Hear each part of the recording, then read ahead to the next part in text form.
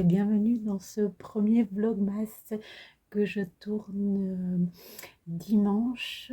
Il est 18h30. Voilà, je prends un petit peu d'avance parce que j'ai des choses à vous dire. Je voulais vous parler des livres que j'ai empruntés à la bibliothèque et que j'ai lus et que je souhaite ramener peut-être demain. Donc comme ça j'aurais vu cela avec vous. Donc je vais commencer par un roman graphique qui m'a énormément plu. C'est Pinot, pardon, l'IA émotionnelle. Alors je ne sais pas si vous connaissez ce roman graphique, mais c'est une petite pépite. On va suivre l'histoire de ce petit robot là et de cette petite grand-mère. Donc on est dans le futur, on est projeté dans le futur. Il y a ces petits robots là, ces Pinots qui sont fabriqués en masse. Il y a plusieurs générations de Pinots. Et cette grand-mère va avoir son Pinot à elle. Et on va suivre son histoire, mais aussi toute une réflexion, bien sûr, sur l'intelligence artificielle et la corrélation de ces robots avec notre monde, avec le monde des humains et avec le fait que est-ce que ces intelligences, ces robots peuvent avoir ressentir des sentiments, des émotions. Et franchement, c'est très doux, très touchant, très percutant aussi. Alors le dessin est d'une qualité. Je vous montre. Alors je pense que c'est une BD, voilà, qui n'est pas donnée. Oui, je vois là, elle est à 20 euros. Je suis très contente d'avoir pu l'emprunter en bibliothèque et je recommande donc Pinot, l'IA émotionnelle. Voilà, j'ai ensuite lu une BD qui est récemment sortie, donc Virgile. Voilà. Où, là aussi, j'ai beaucoup aimé le graphisme. Alors, on va être sur deux temporalités, une temporalité actuelle et une temporalité plus ancienne. On va suivre le personnage de Virgile. Le constat de départ, en fait, Virgile est à une manifestation et à cette manifestation-là, sa femme, son amour de toujours, va le quitter pour un autre homme qu'elle côtoie déjà depuis 2 années.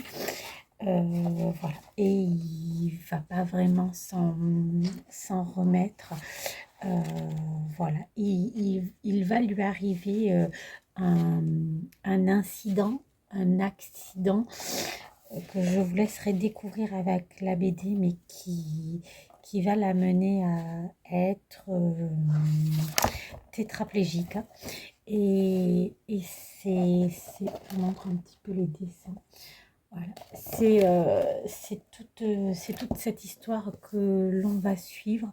Alors, on va aborder le thème de l'euthanasie. Donc, si c'est un sujet sensible pour vous, voilà, je préfère le spécifier ici. J'ai trouvé que c'était quand même très bien traité. Voilà, je recommande. Et j'ai ensuite lu un petit Amélie Nothomb. Voilà, j'aime bien de temps en temps revenir à ce qu'elle fait. J'accroche pas forcément à tous ces, tous ces textes. Donc là, on est sur un texte édité en 2011. Ça s'appelle Tu es le père. J'adore cette couverture, je la trouve vraiment très très belle. Et on va suivre un jeune homme, Joey, qui a 15 ans, qui vit avec sa mère, qui s'occupe de lui, voilà, bon an, mal an, elle lui donne pas vraiment d'affect et il a jamais connu son père, il ne sait pas, sa maman a eu plusieurs partenaires et a toujours plusieurs partenaires. Et Joey est amateur de magie. Et un jour, il va rencontrer une personne qui va le voir pratiquer la magie et qui va lui dire, mais tu es vraiment très doué. Euh, il te faudrait prendre des cours. Je te connais si tu le souhaites. Un professeur. Voilà. Et on part de ce postulat-là. Alors, ça va vraiment, vraiment bien, bien plus loin. Euh, j'ai beaucoup aimé ce texte. À peu près au tiers du roman, je me disais oui, bon, ok, je pense que j'ai tout compris. J'ai même eu un moment où j'ai cru que j'allais lâcher ma lecture. Et puis bon, c'est très très court, donc je dis ça n'engage à rien d'aller jusqu'à la fin. Et j'ai vraiment vraiment bien fait parce que la fin est inattendue. Voilà, donc c'est un texte où Amélie Nothomb a su surprendre le lecteur par son écriture. Voilà, donc si vous le trouvez, ben, vous pouvez y aller. Je ne pense pas que vous soyez déçus. Voilà, c'était tout pour ce soir. Moi, je vais vous laisser. On va aller ce soir au cinéma regarder Zootopia 2 avec Ludivine et Charles. Je reviendrai vous en dire quelques mots demain. Et puis, on se retrouve pour continuer ce vlogmas demain matin. À plus tard. Bonjour et bienvenue, nous sommes lundi 1er décembre. Il est déjà un petit peu plus de 8 heures, la semaine commence. Voilà, tout le monde est parti à ses priorités. Je viens d'amener Ludivine au lycée et je suis rentrée avant de commencer ma semaine. Je suis venue vous voir pour vous parler un petit peu. Donc hier, nous avons été au cinéma, nous avons vu Zootopie 2. Franchement, ce film animé est une petite pépite. J'ai énormément aimé retrouver cet univers-là qui, je trouve, franchement, pour un deuxième opus est vraiment très très bien fourni. Les graphismes, je trouve, ont été particulièrement travaillés. J'ai pas du tout été déçue, j'ai même été surprise dans le bon sens du terme. On va retrouver nos deux acolytes, donc le personnage du lapin et du renard, donc qui sont partenaires donc dans la police et qui vont partir sur une nouvelle enquête, voilà, avec des thématiques sur la différence et quand même beaucoup de clins d'œil à ce qui pourrait se passer un petit peu dans notre sphère politique voilà, actuelle. Je trouvais que c'était vraiment très très bien, des personnages centraux, un castor et un serpent qui vont venir compléter le duo, qui sont franchement vraiment vraiment bien construits. Donc si vous ne connaissez pas, je vous recommande Zootopie, le 1 en premier et le 2 ensuite, bien que au début du film, il y a un petit récap de 2-3 minutes sur le précédent. Et à mon sens, si on n'a pas vu le premier, ça peut suffire pour découvrir le second. Voilà, vous n'avez plus aucune raison de ne pas aller le voir. Et avant donc de commencer ma semaine, je vous dis ce que je suis en train de lire et je viendrai vous en parler quand je l'aurai terminé, puisque il me reste une cinquantaine de pages et il s'agit de Une page d'amour de Émile Zola. Voilà, que j'ai commencé maintenant, je crois que je suis sur la 3e semaine, mais j'ai alterné d'autres lectures entre. J'aime beaucoup, hein, j'aime beaucoup, beaucoup, beaucoup retrouver l'écriture de Zola. J'ai trouvé cette édition en boîte à livres complètement par hasard. Et elle date de 1946. Et je lis tous les Zola des Rougon-Macquart dans ces collections livres de poche. Voilà, ces anciennes collections. Et j'ai 3 collections différentes. Voilà. Alors celle-là, donc c'est la plus ancienne. J'en ai pas trouvé d'autres. Et après, sinon, j'en ai des années 60 et plus des années 70, peut-être même allant sur les années 80. J'aime vraiment beaucoup. Voilà l'objet. Et je reviendrai vous parler de ce texte un petit peu plus tard. Allez, je vais vous laisser, je vais aller travailler. On est lundi matin. Pour ceux qui ne me connaîtraient pas, donc je suis agricultrice, plus particulièrement maraîchère. J'ai ouvert maintenant depuis un peu plus d'1 an une boutique à la ferme.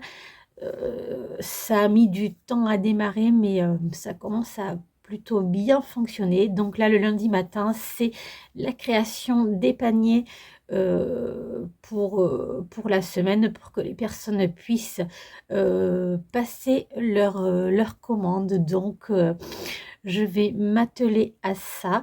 Et puis, après, le reste suivra. Je vous amènerai certainement avec moi sur le terrain. À plus tard.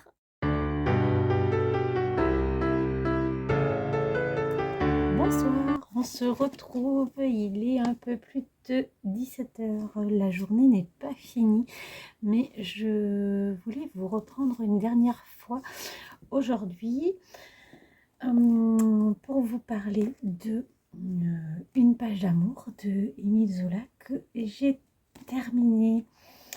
Alors, on va commencer par le petit résumé de l'histoire. Donc, on va suivre Hélène. Et sa fille Jeanne. Donc, Hélène est veuve et elle va venir habiter à Paris avec sa fille qui a 11 ans. Donc voilà, et à côté d'eux habite une autre famille, une famille avec un couple avec un enfant, un garçon un petit peu plus jeune, et le mari va être est docteur. Voilà. Alors, dans la saga des Rougon-Macquart, Hélène est une fille Mouret, donc de la branche des Macquart. Et donc, c'est la petite fille de l'aïeul, voilà, qui avait tous les problèmes et dérives psychologiques dont trace Zola dans tous ses romans. Et ici, ça va être Jeanne qui, donc la jeune fille de Hélène, qui va avoir une santé fragile et plus particulièrement sa santé mentale de fragile. Voilà. Alors, vraiment, le cœur du roman, c'est cette relation entre une mère et une fille, une relation fusionnelle, destructrice. Voilà, parce que Jeanne veut absolument l'exclusivité de l'amour de sa maman, voilà, qui va même jusqu'à l'empêcher de refaire sa vie. Voilà, je m'attendais à quelque chose de plus doux. Voilà, une page d'amour, vraiment, je m'attendais à une lecture. Bon, on reste sur du Zola, alors quelque part, je ne suis pas stupéfaite de la tournure que le texte a pris. Mais oui, j'attendais beaucoup plus de douceur de ce texte-là, peut-être une histoire d'amour, tout simplement. C'est pas... C'est pas le cas, il n'y a pas l'histoire d'amour palpitante, trépidante, à laquelle je me serais attendue. C'est un roman dans lequel il ne se passe pas grand-chose. Maintenant, c'est très très bien écrit, on ne s'ennuie pas.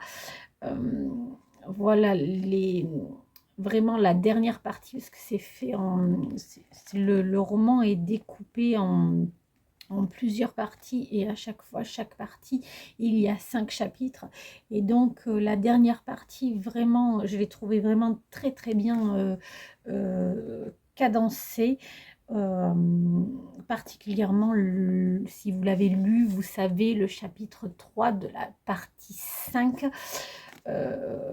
Voilà, j'avais hâte que ce chapitre se termine puisqu'on sait clairement où on va.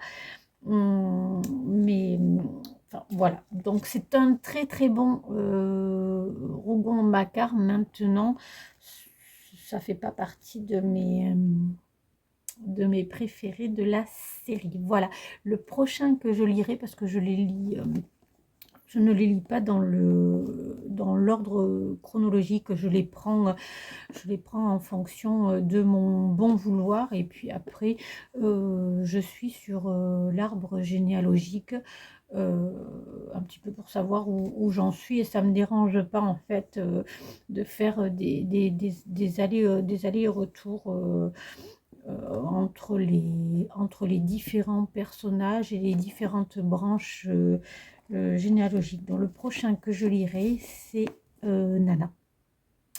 Voilà. Et pour terminer ce vlogmas, et après je vous laisserai, je n'ai pas eu le temps de passer à la bibliothèque pour rendre mes livres, donc je n'en ai pas pris d'autres. Ce sera peut-être pour demain ou pas, parce que ben, le mardi, c'est pour moi une très grosse journée professionnelle. Mais je suis allée dans un magasin bio où j'ai l'habitude d'aller tous les lundis, simplement pour récupérer des cagettes pour pouvoir faire mes paniers de la semaine. Il n'y en avait pas 0. J'ai un peu les... Mais bon, soit.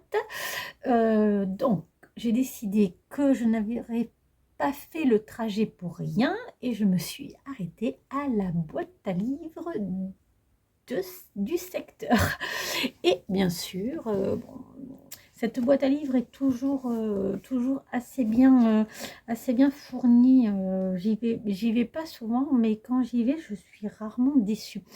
Alors, j'ai trouvé un auteur que je ne connaissais pas, c'est Charles Juliette avec Lambeau. Voilà, dites-moi en commentaire si vous connaissez cet auteur. Alors, c'est un auteur né dans les années 30. Voilà. Ces dernières semaines, j'ai un regain en fait de lecture du XXe siècle, voire même un petit peu fin 19e. Voilà, et j'apprécie découvrir des nouveaux auteurs ou autrices, donc je suis contente de l'avoir trouvé, surtout que c'est un court texte.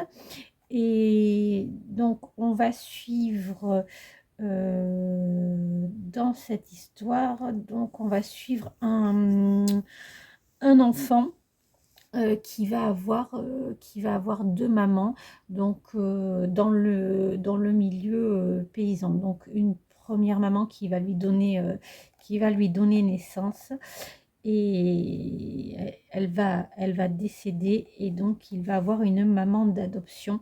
Donc on va suivre un petit peu ces liens maternels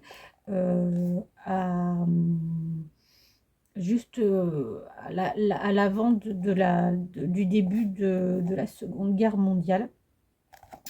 Donc, je pense que ça va me plaire. Et après, j'avais très envie de retourner. Ça fait déjà quelques temps que ça tourne dans ma tête. J'avais très envie de retourner dans un texte de Kafka. Lors de Kafka, j'ai lu La Métamorphose et j'ai lu un très court texte qui se passe dans les colonies. Je n'ai plus le titre. Donc, c'est les deux seuls textes que j'ai lus et j'avais en tête de pouvoir lire Le Procès. Voilà, maintenant, je ne l'ai pas encore trouvé. Et là, j'ai trouvé Lettre au Père dans une édition folio 2 €. Voilà, donc la quatrième de couverture dit: très cher père, tu m'as demandé récemment pourquoi je prétends avoir peur de toi. Comme d'habitude, je n'ai rien su te répondre. Réel et fiction ne font qu'un dans la lettre désespérée que Kafka adresse à son père. Donc je pense qu'on va être dans quelque chose d'épistolaire, une longue lettre à son père. Certainement. Voilà, ça commence: très cher père. Donc c'est très très court. J'avoue que je vais peut-être même pas le faire attendre du tout. Ça me donne très envie. Ensuite, j'ai trouvé un texte dont j'avais entendu parler, un texte classique de Mérimée, Les âmes du purgatoire. Voilà, donc bon, ben, je l'ai pris parce que c'est un texte, donc c'est un texte de 1834, voilà, et que je souhaite découvrir. Voilà, et après deux auteurs que j'ai l'habitude de lire, donc un Amélie Nothomb avec Antechrista, voilà, et un Guy Descartes avec La vie secrète de Dorothée Guinta. Je reviens. Nous avons été coupés par mon plus petit de 11 ans. Voilà, qui ne peut pas se passer de maman alors que je lui ai dit que je ne souhaitais pas être dérangée. Mais soit. Donc Voilà, donc Amélie Nothomb, je ne sais pas trop de quoi ça va parler. Ça commence juste en quatrième de couverture, c'était marqué: j'avais 16 ans, je ne possédais rien, ni bien matériel, ni confort spirituel. Je n'avais pas d'amis, pas d'amour, je n'avais rien vécu. Bon, à voir avec Amélie Nothomb, on n'en sait jamais trop. Et la vie secrète de Dorothée Gint, donc G-I-N-D-T. Dorothée Gint est une étrange créature qui possède une sorte de don de dédoublement. Modeste fonctionnaire dans ses rapports avec ceux qui l'entourent, elle sait mener aussi une prodigieuse vie secrète. Grâce à Guy Descartes, nous pénétrons d'une façon assez curieuse dans l'intimité de cette femme passionnante. À voir, de toute façon, avec Guy Descartes, je suis jamais déçue. Et puis, il a une bibliographie qui est impressionnante parce que j'en ai d'avance. D'ailleurs, que j'ai tous dans la collection livres de poche que j'affectionne, que je vous parlais précédemment dans la vidéo. Et là, je l'ai trouvé aux éditions Roman Flammarion. Voilà, c'est pas le premier que je lis dans ces éditions plutôt, plutôt datées, hein, parce que là, 73. Voilà. Donc, à suivre. Demain, je reviendrai pour vous dire ce que j'ai choisi comme nouvelle lecture. Voilà, demain on est mardi. Mardi, c'est préparation des paniers. Il faut que je continue de sortir mes tomates dans mes serres. J'en ai fait à peu près 2/3, mais j'ai pas tout sorti. Donc sur le terrain, ça c'est ma priorité. J'ai quelques cueillettes aussi à faire, peut-être quelques bottes de jeunes pousses, quelques bottes de navets nouveaux. Voilà, à voir après le temps qui me reste, si je fais de la plantation de salade ou pas. J'en ai pas beaucoup, mais ça fait un petit moment que je les repousse, ces salades, et il faudrait peut-être les planter. Voilà, et après c'est prépa de la boutique, mise en place des légumes et accueil de la clientèle à partir de 18h.